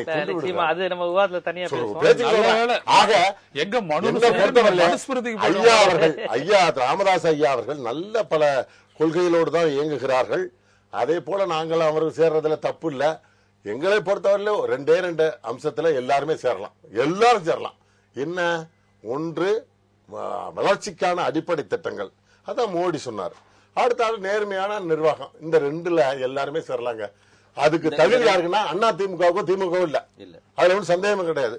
ஆனா இன்னைக்கு அரசியல்ல வெற்றி பெறாவிட்டால் நம்முடைய குரலை கூட எடுத்து சொல்ல முடியாதுங்க. அதன் காரணமாக கூட்டணி வைக்கிறது தப்பே இல்லை. மூன்றாவது கூட்டணி 2016 உருவாகத்தான் போகிறது. எங்களை பொறுத்தவரை விட்டு கொடுத்தாங்க. அதிகமான இடங்களை எதுக்கு மற்ற கட்சிகள் தான் விட்டு கொடுத்தாங்க, எங்களுக்கு ஒன்றும் குறைவான இடங்கள் தான் கட்சியினுடைய எண்ணிக்கைக்கு தகுந்த மாதிரி உண்மைதான். அதை உணர்ந்திருக்கிறோம். அதை உணர்ந்திருக்கிற காரணத்தினால்தான் கட்சியை பலப்படுத்தணும்னு நினைக்கிறோம். நாங்க குறைந்த எண்ணிக்கையுடைய வாக்குகளை பெறக்கூடிய நிலையில் இருந்துகிட்டு நாங்க தான் முதலமைச்சர் கனவு காண விரும்பவில்லை. அதனால்தான் எங்களுடைய மாநில தலைவர் தமிழிசை சவுந்தரராஜன் அவர்கள் வீடு வீடாக சென்று ஒவ்வொருவரும் பாடுபட வேண்டும் என்று சொல்லி அதை ஏற்றுக்கொண்டு நாம் எல்லாம் பாடுபட்டுக்கிட்டு இருக்கோம். அதனால எங்களுடைய வழிகாட்டுதல் சரியாகவே இருக்குது. கூட்டணி நிச்சயமாக மூன்றாவது கூட்டணி உருவாகத்தான் போகிறது. நாம வெற்றி பெறுவதற்கான வாய்ப்பு விஷயங்களை நீங்க எப்படி பாக்குறீங்க? அதை பத்தி கவலை இல்லை எங்களுக்கு. பாரதிய ஜனதா கூட்டணி உருவாக வேண்டும் முக்கியம். தலைமையெல்லாம் அதை அப்புறம் பாத்துக்கலாம். இல்ல வளர்ச்சி இந்த மாதிரி விஷயங்களை வச்சு நாங்க செயல்படுறோம். அந்த தலைமையில திருப்பி தமிழகத்துல ஒரு மிகப்பெரிய கூட்டணி அமைப்போம் அப்படிங்கிற விஷயத்தை நீங்க எப்படி பாக்குறீங்க? அதுக்கு மீண்டும் ஒரு சாத்தியம் இருக்குன்னு நினைக்கிறீங்களா?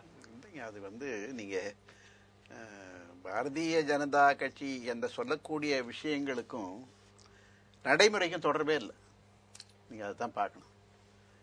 இப்ப காங்கிரஸ் கடைபிடித்த அந்த உலகமய பொருளாதாரத்திலிருந்து பாரதிய ஜனதா எங்க விலகிறது? ஒண்ணு, இவங்க பேசினதெல்லாம் சுதேசியம். இன்னைக்கு அழைப்பதெல்லாம் அமெரிக்கா மற்றும் வெளிநாட்டு மூலதனம். புரியுதுங்களா? இதுதான் இன்றைக்கு பாரதிய ஜனதாவுடைய கொள்கை. அதுதான் அதனுடைய அடிப்படை. ரெண்டாவது, அவர் நம்ம நண்பர் தம்பி சொன்னார், நாங்கள் இந்த மாதிரி கொள்கைகளை வேற எந்த கட்சி வச்சிருக்கு? மதுவிலக்கு, இலவச கல்வி, இலவச மருத்துவம், அற்புதமான கொள்கைகள். இது இன்னைக்கு இல்லை. நான் கிட்டத்தட்ட 85, 87 அவங்களோட 2 தேர்தலில் நான் வேலை செஞ்சிருக்கேன். அவங்களோட நெய்வேலி அந்த பகுதியில் வேலை செஞ்சிருக்கேன். 2 அசம்பிளி எலெக்ஷன்ல எனக்கு தெரியும். ஆனால் இதை சொல்றீங்களே, இதற்கான நடைமுறை என்ன? நீங்க இன்னொன்னு சிந்திச்சு பார்க்கணும். இது எதுவுமே சொல்லாத ஏடிஎம்கே எங்க ஜெயிக்குது? எப்படி ஜெயிக்குது? அதான் கேட்டேன். இந்த அடிப்படை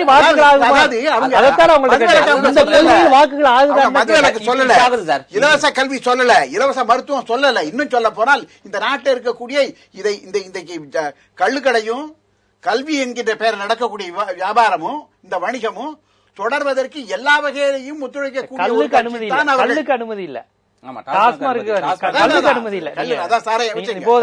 அதனால நான் என்ன சொல்றேன் அப்படின்னு சொன்னால், இதெல்லாம் நீங்க நான் என்ன சொல்றேன்னு சொன்னா, மதிமுக சொல்றது ரொம்ப அற்புதமான கொள்கைகள் தான். அது யாரும் இல்லைன்னு சொல்ல முடியாது. ஏதோ புத்தர் சொன்ன மாதிரி ஆசையே எல்லாத்துக்கும் துன்பத்திற்கு காரணம்.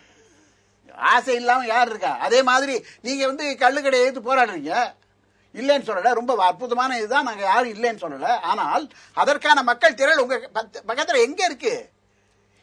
இன்றைக்கு ஒரு நாளிதழை பிரிச்சு பார்த்தோம் என்று சொன்னால், நடக்கக்கூடிய அது பாலியல் வன்முறையாக இருக்கட்டும் அல்லது இன்றைக்கு சாலையில் நடக்கக்கூடிய விபத்துக்களாக இருக்கட்டும், எல்லாருமே என்ன சொல்றாங்க? குடித்து விட்டு மதுவனுடைய மயக்கத்தினால்தான் ஓட்டுதுன்னு சொல்றாங்க. மாறுதா? மாத்திட்டாங்களா? இல்ல. அப்ப என்ன என்று சொன்னால், நான் என்ன சொல்றேன்னு சொன்னால், நமக்கு நல்ல கொள்கைகள் எல்லாம் இருக்கின்றன, இல்லைன்னு சொல்லல. ஆனால் அதை நடைமுறைப்படுத்துவதில் நம்ம இருக்கோமாங்கிறதான் பேச்சு. ஏன்னு சொன்னா, எந்த கட்சியா இருந்தாலும், நீங்க இடதுசாரி கட்சிகள் என்ன சொல்றாங்க? இடதுசாரியுடைய நோக்கம் என்ன? ஒரு எதிர்காலத்தில் ஒரு சமச்சீர் சமுதாயத்தை அமைக்க வேண்டும், ஒரு சோசியலிஸ்ட் சமுதாயத்தை அமைக்க வேண்டும். அதான் அவங்களுடைய கொள்கை. இது அவங்களுடைய இலக்கு. அதை நடைமுறைப்படுத்துவதற்கு அவர்களுடைய திட்டம் இருக்கணும் இல்ல, நடைமுறை திட்டம் இருக்கணும் இல்ல. அதுதான் அவங்க என்ன சொல்றாங்கன்னா, கட்சியினுடைய திட்டம்னு ஒரு புத்தகம் போடுவாங்க. இந்த மாநாட்டில் நடக்காது, அகில இந்திய மாநாட்டில் நடக்கும். நான் அதை பாரு என்ன கேட்கிறேன்னு சொன்னால், நீங்கள் திட்டம் வைத்துக் கொண்டிருக்கிறீர்கள், நல்ல கொள்கையை வைத்துக் கொண்டு, அதை அடைவதற்கான வழி என்ன? அடைவதற்கான முதல் வழி என்ன என்று சொன்னால், குறைந்தபட்சம் ஒரு வலுவான அரசியல் கூட்டணி வேணும்ல. இப்ப நான் என்னுடைய ஆதங்கங்கிறது எங்கே இருந்து வருது என்று சொன்னால், நான் திமுக அதிமுக கூட வரல. அகில இந்திய கட்சியில நீங்க இடதுசாரிகளா இருக்கட்டும் அல்லது பாஜக இருக்கட்டும், நான் அதை கூட இப்போதைக்கு அதை பற்றி பேசவில்லை. ஆனால் நான் என்ன கேட்கிறேன்னா, தமிழகத்தில் இருக்கக்கூடிய இந்த 3 கட்சிகளும் இணங்கி வருமா? மதிமுக, பாமக, தேமுதிக, இவங்க 3 பேரும் இதுல நான் இன்னொரு கேட்கிற விஷயம் என்னன்னா, இப்ப முதல்ல வந்து கொள்கைகள், அதாவது எங்களிடம் வர்றதுக்குங்கிற அவர் சொன்னார், இப்படிப்பட்ட கொள்கைகள் யார்கிட்ட இருக்குங்க, கல்வியில் வகுப்பு வாரி ஒதுக்கீடு போன்ற பல்வேறு விஷயங்கள் அவங்க வந்து வச்சிருக்கிறாங்க. இந்த கொள்கைகள்ல இதைத்தான் நான் ஆரம்பத்துல கேட்டேன், அதுதான் சார் அழகா சொன்னார். இந்த கொள்கைகள் இன்னைக்கு வாக்குகளா மாறுதா? இந்த கொள்கைகள் நமக்கான கொள்கைகள், தனியார் மய எதிர்ப்பு, உலகமய எதிர்ப்பு, தமிழர்களுடைய வாழ்வாதார பிரச்சனைக்காக போராடுற கட்சி, ஈழ பிரச்சனைக்காக போராடுற கட்சி இது வந்து மதவாதத்துக்கு எதிராக இருக்கு, சாதியவாதத்துக்கு எதிராக இருக்கு, கல்விக்கு உடன்பாடு, இதெல்லாம் முற்போக்கான கட்சி, பகுத்தறிவு, இந்த முற்போக்கு பகுத்தறிவு சமூக நீதிலாம் இன்னைக்கு மக்கள்கிட்ட எடுபடுதா? அது தேர்தல் வாக்குகளா மாறுதா? அப்படி ஒரு மனநிலையில மக்கள் அரசியல்படுத்தப்பட்டிருக்காங்களா இன்னைக்கு?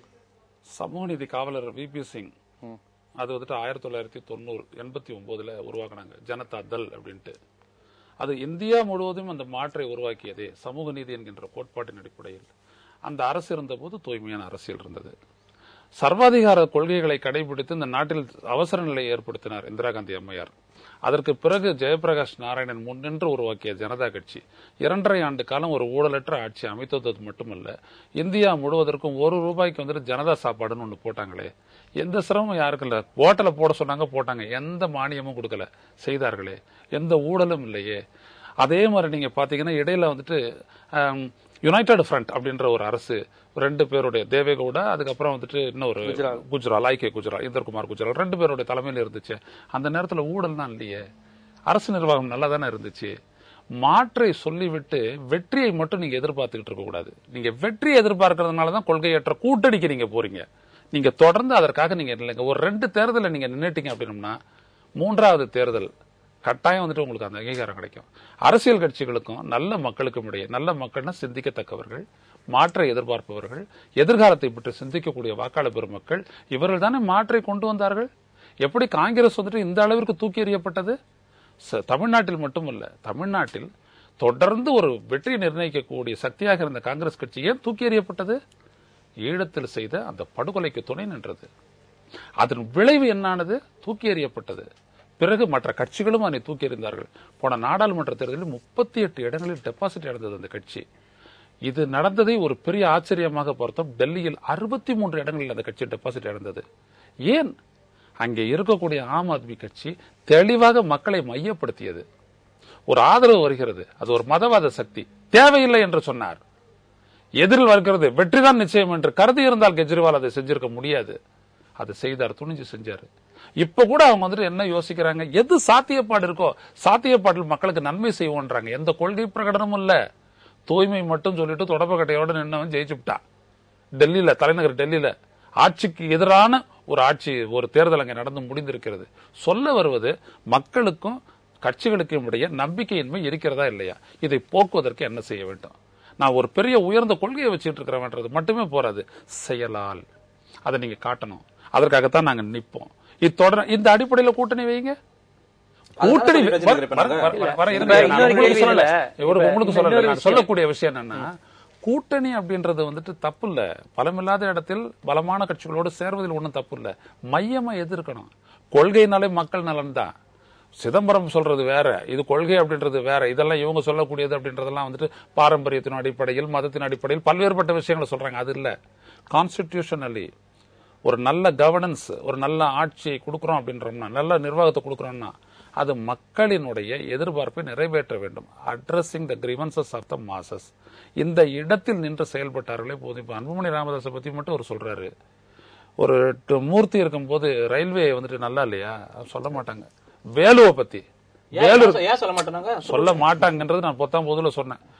அப்ப பாத்தீங்கன்னா, ஏன்னா நம்ம எப்பொழுதுமே ஒரு ப்ரொஜெக்ஷன்ல இருக்கிறோம். நம்ம செய்ய வேண்டியது என்ன அப்படின்னா, அழகா சொன்னாரு, ஒரு மாற்று அரசியலுக்கான அந்த முயற்சின்னு வரும்பொழுது நீங்க எல்லாருமே ஒண்ணுதானே சொல்றீங்க. அப்புறம் ஒன்னா நில்லுங்க பாப்போம். அப்ப நீங்க தலைமை அப்படின்றது வர்றது வெற்றிக்கு பிறகு நிர்ணயிப்போம்னு சொன்னீங்க அப்படின்னா, இது ஜனதா தளில் நடந்தது. அதுவே பின்னாளில் அவருடைய வீழ்ச்சிக்கு காரணமாக இருக்கலாம். ஆனால் ஒன்று, நேர்மை அந்த ஆட்சி இருக்கும் வரை நீடித்தது. இதை மக்கள் உணர்ந்திருக்கின்றார்கள். அதனால்தான் நீங்க பார்க்கணும், எந்த இடத்துல பிஜேபி பெருவெற்றி பெற்றதோ பீகாரில், இப்ப பாத்தீங்கன்னா அந்த பழைய ஜனதா பரிவார், சங் பரிவார் மாதிரி ஜனதா பரிவார் ஒன்னா சேருதுன்ற போது பாருங்க, அவங்க ஆடி போறாங்க. காரணம் என்னன்னா, அந்த மக்களுக்கு இட் ஹஸ் டெலிவர்டு, அதுக்கு செய்தது. அப்ப அந்த செய்த ஜனதா அப்படின்ற ஒரு பேரு இன்னைக்கு ஒன்னா சேர்ந்துச்சுன்னா அது வெற்றியை தரும். அப்ப மக்கள் அல்ல பிழை, நாம் தான். இல்ல இன்னொரு முக்கியமான விஷயம் வந்து, இப்ப ஒருவேளை இப்ப இவங்க சொல்ற மாதிரி அந்தந்த மண்டலங்களில் தென் மாவட்டம், வட மாவட்டம், கொங்கு மண்டலம் அங்கங்க இருக்கக்கூடிய அடர்த்தியான சில சமூகங்கள் எல்லா சமூகங்களும் எங்களை ஏற்றுக்கொண்டு அப்படி ஒரு விஷயம் வருதுன்னு வச்சுக்கோங்களேன். இந்த மாதிரியான சமூகங்கள் சாதி அடிப்பிலான சில அமைப்புகள் சேர்ந்து அப்படி ஒரு கூட்டணி கூட அவங்க அமைச்சாங்க. அந்த பிஜேபி கூட்டணி முன்னாடி கூட பிடி அரசகுமார், அங்க சமூக கூட்டணி பொங்கலூர் மணிகண்டன் போன்ற கவுண்டர் அமைப்புகள், இங்க முக்குளத்தூர் அமைப்புகள் சேர்த்து அமைச்சாங்க. இந்த மாதிரியான விஷயம் தமிழகத்தில் எடுபடுமா? இந்த மாதிரியான கூட்டணிகள் தோற்கடிக்கப்பட்டது தமிழ்நாட்டில். அதுதான் நான் சொல்ல வரேன். பாட்டாளி மக்கள் கட்சியானது அப்படின்னு சொன்ன போதுதான் வந்துட்டு அவங்க வந்துட்டு மக்களினுடைய பார்வையை ஈற்றாரு. தமிழர் கட்சியா இருந்தது. ஆமா ஆமா, அது ஒரு வன்னியர் சங்கமா இருந்துச்சு அப்படின்னா வன்னியர்களுக்குள்ளே எடுபட்டு இருக்குமான்றது தெரியாது. ஏன்னா தமிழ்நாட்டில் எல்லாருமே சார்ந்து வாழறோம், கொள்கை ரீதியா நம்ம பேசிக்கிறோம். எதுவா இருந்தாலும் சரி, கல்யாணத்தோட இங்க வந்துட்டு சாதி கீதி எல்லாமே முடிஞ்சு போயிடுதுங்க. வெளியில வரும்போது பாத்தீங்க அப்படின்னா 99 விழுக்காடு தமிழன் வந்துட்டு பாத்தீங்கன்னா வெளிப்படையான வாழ்க்கை, வெளிப்படையான அரசியல், வெளிப்படையான சமூக சித்தாந்தங்களை தான் அவன் கடைபிடிக்கிறான். இது அதனாலதான் பாருங்க தொடர்ந்து தோத்துக்கிட்டே இருக்குது. இவங்களெல்லாம் எடுத்துக்க மாட்டாங்க. இந்த ஜாதி கூட்டணி, நாங்க இங்க செல்வாக்கு இருக்கிறவங்க ஒத்த எம்எல்ஏ பிடிக்க முடிஞ்சது 7 இடத்துல நின்று. இன்னொருத்தர் என்ன ஆனாங்க, பெரிய செல்வாக்குள்ள மனிதர்கள் எல்லாரும் தோத்து போனாங்களே, 2ஆ உடைச்சது இல்ல. அதுதான் நீங்க மக்கள் நலனை அடிப்படையாக வைத்த ஒரு அரசியலை நீண்ட நெடிய ஒரு கால உத்தரவாதத்தோட நீங்க செய்யணும். சார், இங்க நான் கேட்க விரும்புறது இங்க இப்ப திமுக அதிமுக செல்வாக்கு குறையுது, அவங்க மேல மக்களுக்கு அதிருப்தி இருக்குன்னு உண்மையா இருக்கலாம். ஆனா பாமக, விடுதலை சிறுத்தைகள் போன்ற கட்சிகளுக்கு, இல்ல அங்க உள்ள சில கவுண்டர் அமைப்புகள், கொங்கு நாடு போன்ற அமைப்புகளுக்கு நெகட்டிவ் ஓட்டு விழுகுது. இப்ப விடுதலை சிறுத்தைகளோட சேர்ந்தா இந்த சமூக ஓட்டு விழாது, பாமகவோட சேர்ந்தா அந்த சமூக ஓட்டு விழுகாது.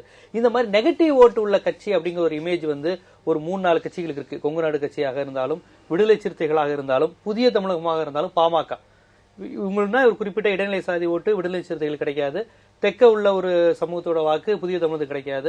பாமகக்கு இங்க உள்ள வடக்க உள்ள ஆதி திராவிடர் ஓட்டு கிடைக்காதுங்கிறது ஒரு இயல்பு. நான் வெளிப்படையா சில சமூகங்களுக்கு பேரை சொல்ல விரும்பல, உங்களுக்கு புரியும் நினைக்கிறேன். இப்படி ஒரு நெகட்டிவ் ஓட்டு மத்த இடதுசாரிகளுக்கோ வாக்குகள் இல்ல, ஆனா நெகட்டிவ் ஓட்டுங்கிற பாயிண்ட் உங்களுக்கு போன்ற சில ஒரு 4-5 கட்சிக்கு தானே தமிழ்நாட்டில் இருக்கு. இது எப்படி அப்ப எல்லா மக்களையும் ஒரு ஒன்று சேர்க்க முடியும்னு நினைக்கிறீங்க?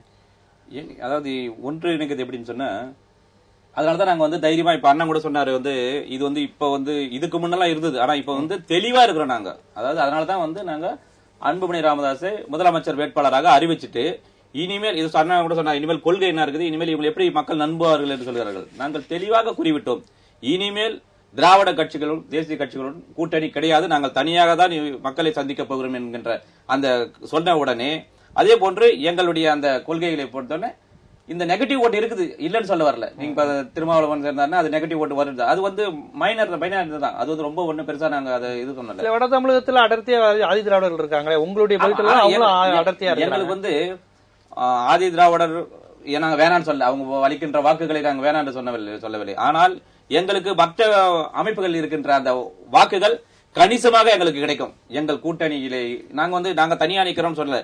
நாங்க இப்பொழுது ஒரே ஒரு எங்களுடைய எண்ணம் என்னன்னா, முதலமைச்சர் வேட்பாளர் அன்புமணி ராமதாஸ் பாட்டாளி மக்கள் கட்சி தலைமையிலே கூட்டணி அமைய வேண்டும். இந்த கூட்டணியிலே யாரெல்லாம் வருகின்றார்களோ, சிதம்பரம் அண்ணன் சொன்ன மாதிரி இந்த கூட்டணியை முதல்ல வலுப்படுத்துவதற்கு நாங்க தனியா நிக்கிறோம் சொல்ல, கூட்டணி அமைய இருக்கின்றது. கண்டிப்பாக இந்த முறை கூட்டணி அமையும். அதாவது திமுகவோ அதிமுகவோ இந்த நாட்டை ஆளுவது கண்டிப்பாக முடியாது. 2016 பாமக தலைமையிலே கண்டிப்பாக அன்புமணி ராமதாசனுடைய தலைமையிலே ஒரு ஆட்சி அமைப்பதற்கு நல்ல பிரகாசமாக இருக்குன்னு சொல்றேன். ஏன்னா மக்களுக்கு வட தமிழகத்துல நீங்க அடர்த்தியா இருக்கீங்கன்னே வச்சுக்கோமே. இப்ப தென் தமிழகத்திலயும் கொங்கு மண்டலத்திலயும் திமுக அதிமுக தவிர்த்து வலுவா இருக்க கட்சி எதுன்னு நீங்க நினைக்கிறீங்க? இப்ப தென் தமிழகத்துல திமுக அதிமுக தவிர்த்து வலுவா இருக்க கட்சி மதுரை, திருச்சி, திருநெல்வேலி, பரமக்குடி போன்றதுல திமுக அதிமுக தானே அங்க மெஜாரிட்டி. அதை தவிர்த்து நீங்க வேற எந்த வலுவான கட்சியோட கூட்டணி வைப்பீங்க? 214 தொகுதி தேவையில்லையா எங்களுக்கு? எங்களுக்கு ஆட்சி அமைத்து 110 தொகுதி இருந்தா போதும்ல. திருச்சிக்கு இங்க மட்டும் போதும் இல்ல சொல்றேன். எங்களுக்கு நீ மொத்தம் தமிழகம் முழுவதும் மொத்தம் 214 தொகுதி போவேனா, மெஜாரிட்டி தானே வேணும். மெஜாரிட்டி, அந்த மெஜாரிட்டி சீட்டு எங்களுக்கு கண்டிப்பா வந்துடும். நீங்க சொல்ற மாதிரி தென்பது வலுவான இது அமைப்பு இல்லங்க. திமுக அதிமுக இருக்கு, கூட்டணியே அமைச்சாலும் திமுக அதிமுக தவிர்த்து வலுவான கட்சி அமைப்பு இல்ல. அதுக்கு வழி இருக்கு. அங்க இருக்கின்ற அமைப்புகள் 4-5 அமைப்புகள் எல்லாம் இருக்காங்க. அவங்க கூட அந்த கூட்டணி அங்க கூட வர தயாரா இருக்காங்க. அது பேசிக்கிட்டு தான் இருக்காங்க. அதனால எப்படி பார்த்தாலும் 120-130 சீட்டுகளை எங்கள் கூட்டணி கண்டிப்பாக ஜெயிக்கும். இதன் அடிப்படையில் கூட்டணின்னா எங்களுடைய தலைமை ஏற்றுக்கொண்டால், எங்களுடைய தலைமை ஏற்றுக்கொள்கின்ற அந்த கூட்டணிங்கிறது யாருன்னே இல்ல தெரியாம அது போய் கூட்டணி எப்படி சொல்றீங்க? இல்ல நாங்க தான் அழைப்பு விடுத்துமே, வேட்பாளர் சொல்றாங்க. அவங்க சில அங்க வன்னியர் மாதிரி, அங்க முக்குளத்தூர், கொங்கு மண்டலத்துல சில சமூகங்கள் இந்த மாதிரி அந்த மாதிரி நாங்க ஒரு கூட்டணி அமைச்சு திமுக அதிமுக ஆல்டர்னேட்டிவ் கொண்டு வருவோங்கிறாங்க அவங்க. அது சாத்தியம் நினைக்கிறீங்களா நீங்க? 130 120 நான் என்ன சொல்றேன்னா, முதல்ல ரொம்ப அடிப்படையான விஷயம் ஒண்ணு சொல்றேன் பாருங்க. இன்னைக்கு திமுக அதிமுக தான் இன்னைக்கு வலுவான அரசியல் இயக்கங்கள். இது வந்து முடிஞ்சு போச்சு. மாத்தி மாத்தி தான் நடக்குது. இன்னும் சொல்ல போனா இப்ப இருக்கக்கூடிய அதிமுகவுக்கு இந்த பாராளுமன்ற தேர்தலுக்கு அதற்கு பிறகு வந்திருக்கக்கூடிய அதற்கு ஏற்பட்டிருக்கக்கூடிய இந்த வலுவை வைத்து பார்த்தோம் என்று சொன்னால், திமுக கூட கொஞ்ச நாளைக்கு இந்த அதிமுகவை அசைக்க முடியுமாங்கிற மாதிரியான ஒரு சூழல் தான் இன்னைக்கு இருக்கு. இதுதான் நிலைமை. அப்போ அடுத்த நிலையில் இருக்கக்கூடிய பாமக, மதிமுக அல்லது அதை போன்ற கட்சிகள் இவர்களுக்குள்ள ஒரு ஒருங்கிணைப்பு வரும்பொழுது முதல்ல என்ன சொல்லணும்? நான் தான் தலைவர், வாங்க கஜேந்திரன். நான் தான் தலைவர், வாங்க ஐயநாதன். நான் தான் தலைவர், வாங்க சிதம்பரம்னா எப்படி நான் வருவேன்? இது வந்து ஒரு, நான் வந்து தப்பா நீங்க எடுத்துக்காதீங்க இந்த வார்த்தை சொல்றேன். இது என்ன ஆகும்னு சொன்னா, இட்ஸ் a பொலிட்டிக்கல் bankruptcy. நீங்க எப்படி இதை போய் சொல்றீங்க? அத அது மட்டும் இல்ல, நீங்க பாமக தலைமைன்னு கூட சொல்லல. அன்புமணி ராமதாஸ் தலைமையில், அவருடைய முதலமைச்சர் அந்த தலைமையில் கூட்டணி வருவாங்களா? இல்ல பாமக அன்புமணி யாரு? அது வேறங்க. நீங்க கேண்டிடேட் வரைக்கும் அறிவிச்சிட்ட பிறகு பேசுறீங்க. இப்ப அதை வச்சுக்கிட்டு அவங்க பாஜக ராஜா பேசுறாரு. நீங்க இப்ப இது எங்க போய் முடிய போகுது? இது வரைக்கும் பாமக வெளிப்படையாக அறிவிக்கவில்லை. இப்ப இந்த ஒரு வாரத்தை பேசுற பிறகு என்ன ஆச்சுன்னு சொன்னால், பாஜகவுக்கும் பாமகவுக்கும் இருக்கக்கூடிய கூட்டணியே சிக்கல் நிக்குது. இப்போ உண்டா இல்லையா? எல்லாரும் அதான் எதிர்பார்த்துட்டு இருக்காங்க. எப்ப வந்து அனௌன்ஸ் பண்ண போறாரு டாக்டர், அதான் எதிர்பார்த்துட்டு இருக்காங்க. அதான் உண்மை. எல்லாம் மாநாட்டில் கூட அதான் எதிர்பார்த்தாங்க. அவர் சொல்ல போறாங்களா இல்லையான்னு. பட் என்ன அப்படின்னா இப்ப சொல்ல மாட்டாங்க. ஏன்னா தேர்தல்னா ஒரு வருஷம் இருக்கு அப்படிங்கறதால அதை பற்றி இப்ப அனுமதிக்க மாட்டாங்க. நான் என்ன சொல்றேன் அப்படின்னு சொன்னால், நீங்க உண்மையாகவே நீங்க சொல்லக்கூடிய கோட்பாடுகள்ல உங்களுக்கு வந்து ஒரு உறுதியும், அதுல வந்து அதை நம்ம நேர்மையாக தமிழகத்துல நம்ம கடைபிடிக்கணும் என்று சொன்னால், உங்களுடைய அணுகுமுறை இது வந்து இதை மாற்றிக்கொள்ள வேண்டும். உங்களுடைய பிரச்சனை மகாராஷ்டிராவிலங்க சிவசேனா தான் முதல்வர். அதை நாங்களும் ஏத்துக்கிட்டோம். நிறைய இழுபறி நடந்தது. அதான் ஞாபகப்படுத்துறாங்க. இருந்தாலும் முதல்வர் ஏத்துக்கிட்டோம். அவங்க முதல்வர் ஏத்துக்கிட்டோம். போன தடவை அவங்கள முதல்வர் ஏத்துக்கிட்டு நிறைய அவங்க தோத்தாங்க. நாங்க அவங்களோட நிறைய வெற்றி பெற்ற அந்த அனுபவத்தினால சொன்னோம், நீங்க முதல்வராக இருங்க, ஆனா ஒரு 130 சீட்டாவது கொடுங்க, சின்ன கட்சிகளுக்கு ஒரு 8 கொடுங்கன்னு கேட்டோம். ஒத்துக்க மாட்டேன்ட்டாங்க. தனியா நாங்க நின்று அவங்க தனியா நின்னாங்க. நாங்க வெற்றி பெற்றுட்டோம். அதிகமான சீட்டுகளை பெற்றுட்டோம். அப்புறம் அவங்களும் அட்ஜஸ்ட் பண்ணி வந்தாங்க. வேற வழியில எங்களுக்கும் வேற வழியில அவங்களுக்கும் வேற வழியில வந்தாங்கன்னு வச்சுங்க. இப்ப யார் பெரியவங்கிறதுல கூட முக்கியம் இல்ல. இந்த தேர்தலில் எப்படி வெற்றி பெறுவது என்ற அந்த அடிப்படையை கொண்டு கடைசி நேரத்தில் இந்த இதை வந்து அட்ஜஸ்ட் பண்ணிட்டு நின்று வெற்றி பெற்று அதிகமான உறுப்பினர்களை பெற்ற கட்சி முதலமைச்சர் ஆகிறதுல தப்பே இல்லையே. அதனால இது ஒரு பெரிய விவாதம் இல்ல. எங்களை பொறுத்தவரையில ஒவ்வொரு கட்சியும் முயற்சி பண்ணட்டும். 2016 பாத்துக்குவோம். ஏன்னா எங்களுடைய இது எங்களுக்கு மனசாட்சிக்கு விரோதம் இல்லாம நாங்க சிந்திக்கக்கூடியவங்க. உங்க கொள்கைக்கு விரோதம் இல்லாம சிம்பிள்ங்க. தேசபக்தி, நேர்மையான ஆட்சி தரணும், குட் கவர்னன்ஸ். அவர் சொன்ன மாதிரி குட் கவர்னன்ஸ், டெவலப்மெண்ட். பாஜக கலந்துகிட்ட விவாதத்துல இந்துத்துவன்னு சொல்லாத கலந்த விவாதமா எனக்கு தெரிஞ்சு இதுதான் பாக்குறேன். நீங்க வரப்ப அதை நீங்க பேசல நிறைவு கருத்து சுருக்கம். ஒரே ஒரு விஷயம் தான். இந்த நாட்டுக்கு வந்துட்டு கூட்டாட்சி தத்துவம்ன்றது ஒரு பெரிய சிறப்பானது. அதுதான் இந்த நாட்டை வாழ வைக்கும். அப்படி இப்படி இது பரந்துபட்ட நாட்டில் பல்வேறுபட்ட கட்சிகள் எல்லாம் இருக்கு. ஒன்னு ஒரு இனத்தினுடைய உணர்வை எல்லாம் ரெப்ரசென்ட் பண்ணுது. அதனால கூட்டணி என்பது தப்பல்ல. ஆனால் ஆட்சியை பிடிக்கிறதுக்கும் அதிகாரத்தை கைப்பற்றுவதற்கும் இவங்க கூட்டணி அமைச்சாங்கன்னா அது கீழ்மை, இது சதி. மக்களை சதி செய்து நீங்கள் வீழ்த்த நினைக்கின்றீர்கள் கூட்டணி போட்டு. இதை மக்கள் புரிந்தவர்களாக இருக்கின்றார்கள். எனவே நேர்மையாக சேவை மனப்பான்மையோடு நீங்கள் கொண்ட கொள்கைகளை முன்வைத்து அரசியலில் நில்லுங்கள். வெற்றி இப்பொழுது இல்லை என்றாலும் எதிர்காலத்தில். உங்களுடைய நிறைவு கருத்து. அண்ணன் சொன்னாரு, மக்களிடம் சந்திங்க, போராட்டம். நாங்கள் பண்ணாத போராட்டம் இல்லை. அதாவது ஈழத்தமிழர் கூட ஐயா 7 ஆண்டு இல்ல 70 ஆண்டுகள் இருப்பது சரி. அதாவது எல்லாத்தையும் வகீகரமா அறிவிக்கின்ற ஒரே ஒப்பற்ற தலைவர் ஐயா அவர்கள் தான். மக்களிடம் சேர்ந்து இருக்குது. இவர் சொல்ற அதாவது மக்களிடம் போல செய்யல கொள்கைன்னு. கண்டிப்பாக பாட்டாளி மக்கள் கட்சி ஒவ்வொரு இதுவும் இப்ப எல்லாம் மீடியா இருக்கு எல்லாம் முகநூல் எல்லாம் நிறைய இளைஞர்கள் மத்தியில பரவிட்டு மக்கள் எப்படி இப்ப வந்து மோடியே இந்தியாவினுடைய பிரதமராக வருவார்னு யாருக்குமே தெரியாது. ஆனால் வந்தார். ஏனென்றால் மக்கள் மாற்றத்தை விரும்பினார்கள். அதே போல் டெல்லியிலே கெஜ்ரிவால் அவர்கள் 63 சீட்டு யாரும் எதிர்பார்க்கல. எல்லாம் பிஜேபி அண்ணனுக்கு தெரியும் யாரோ அந்த பிஜேபின்னு சொன்னாங்க. ஆனால் மாற்றத்தை மக்கள் விரும்பினார்கள். அங்கே நடந்தது. அதே போன்று தமிழகத்தில் இப்போது மக்கள் மாற்றத்தை விரும்பிக் கொண்டிருக்கிறார்கள். அதற்கு மாற்று சக்தி பாமக தான் என்பது ஏன்னா கொள்கையோடு இருப்பதா பாமக என்பதால் தேசிய ஜனநாயக கூட்டணியில மாற்றம் வந்திருக்கு. கண்டிப்பாக திமுக தேசிய பாரு எங்கள் தலைமையில் இருக்கின்ற கூட்டணியில் மக்களுக்கு மக்கள் தயாராக இருக்கின்றார்கள். இன்றைய விவாத அரங்கம் நிகழ்ச்சியை பொறுத்தவரை தேசிய ஜனநாயக கூட்டணி உள்ள கட்சியினுடைய நிலைப்பாடு என்ன, தேசிய ஜனநாயக கூட்டணி இருக்கிறதா, பாஜகவின் வீகம் வென்று இருக்கிறதா, இதை நாம் எவ்வாறு பார்க்க வேண்டும், பாமக அன்புமணி தலைமையில் தான் தமிழகத்தில் அடுத்த ஆட்சி என்பது எந்த அளவுக்கு சாத்தியமாகும், இது தமிழகத்தினுடைய வரலாற்றோடு பல்வேறு விஷயங்களோடு பார்க்கும்போது எந்த அளவுக்கு அதற்கு ஒத்துழைப்பு இருக்கும், இதை பிற கட்சிகள் எவ்வாறு பார்ப்பார்கள், இனி வருகின்ற 2016 சட்டப்பேரவையில் திமுக அதிமுக மாற்று என்பது வழமையான ஒரு கோஷமாக இருக்குமா, இல்லை உண்மையில் அது அமைய வாய்ப்பு இருக்கிறதா, அமைந்தால் என்னென்ன கட்சிகள் வர வாய்ப்பு இருக்கிறது என்பது குறித்து இங்கு வந்திருந்த அனைத்து ஆளுமைகளும் மிக விரிவாகவே விவாதித்தார்கள் என்று நாம் சொல்ல வேண்டும். இந்த விவாத அரங்கில் கலந்து கொண்டு பல்வேறு கருத்துக்களை எடுத்துரைத்த மூத்த பத்திரிகையாளர் மற்றும் அரசியல் திறனாய்வாளர் நெய்வேலி பாலு அவர்களுக்கும், பாட்டாளி மக்கள் கட்சியை சேர்ந்த வழக்கறிஞர் கஜேந்திரன் அவர்களுக்கும், பாரதிய ஜனதா கட்சியினுடைய முக்கிய பிரமுகர் வழக்கறிஞர் சு சிதம்பரம் அவர்களுக்கும், அரசியல் திறனாய்வாளர் மூத்த பத்திரிகையாளர் ஐயநாதன் அவர்களுக்கும் எங்களுடைய விவாத அரங்கம் நன்றியை தெரிவித்துக் கொள்கிறது. மீண்டும் விவாத அரங்கம் நிகழ்ச்சியில் சந்திக்கும் வரை உங்களிடமிருந்து விடைபெறுவது ஜீவ சகாப்தன்.